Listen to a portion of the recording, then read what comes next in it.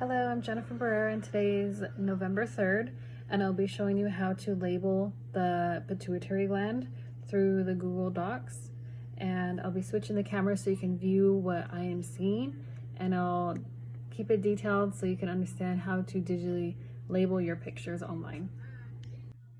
So the first thing I do prior to starting my lab is I see what I need to do for my lab exercise.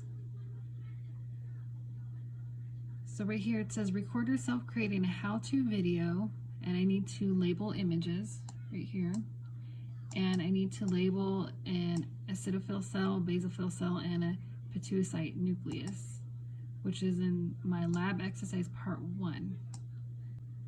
I now uploaded my lab part 1, and here's the photo that I need to label and demonstrate, and this is what I need to label, what I just listed.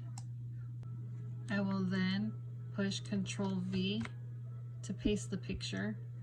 If you try to right click and paste it, it may give you an error. It'll give you this. So I just hit Control V and that'll paste it right here. You click on the image and you go to any corner and you stretch out the image to make it larger. I then click this little box to text, stretch it out, and this you can freely write anything you'd like. I then go to my other tab that I had open with the lab, and I'll highlight the name. I'll hit Control Copy, so Control C. Go back to the other tab and push Control V to paste it. And then I'll do the same thing.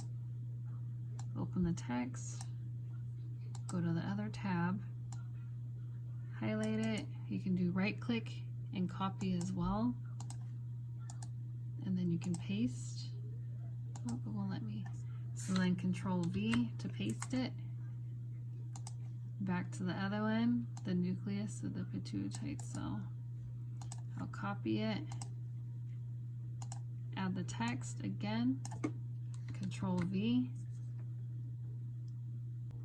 I then highlighted all 3 boxes. I'll change the font so it's a little bit larger to see when it comes to the lab.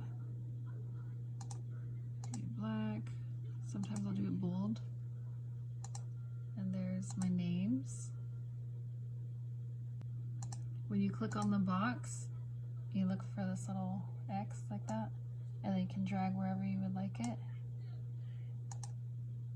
And then you can resize if needed. And I'm just putting them in places I think will be closest to the areas I'm trying to label. Okay, so I dragged these names into the picture from there to here, and I will click this line button, and you can change the different lines that you like. I usually just do a straight line, and then you can change the thickness. I usually do 2 or 3, color black or whichever color I prefer. So for the nucleus, the pituocytes are all these tiny little dots scattered around. You can either pick from any corner of here, is what I usually do. There's one, there's another one. I just do multiple for examples, so you get the idea. The acidophil cells, I've known them as the lighter color cells, like the walls. Like this is like a light pink. It's kind of like a bad picture for me, but I figure it's more of the lighter cells, how I've always known it. The basophil are more like the darker purple looking cells. Like I said, I just give a few examples so you get the concept of where they're located. I then click the arrow, and I'll hit Control and click each one of these lines I just did. So they're all highlighted in blue. And I make these lines thicker, as you can see right here. I'll either do like a 2 or 3. I'll keep the color black. That looks about right, which is right here. And that'll print the screen I have exact. I'll go to my documents, the Google, and go to Google Docs right here. and it just opens a document. I'll hit Control V to paste what I just screenshotted. I'll hit the corner to enlarge it. Right click, crop image, and I'll resize it to the picture.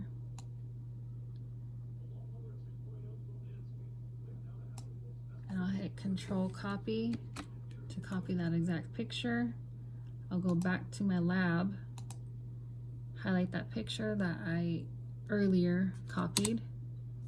I'll delete it and Control V and put my labeled one inside that box. And that's how you label your picture.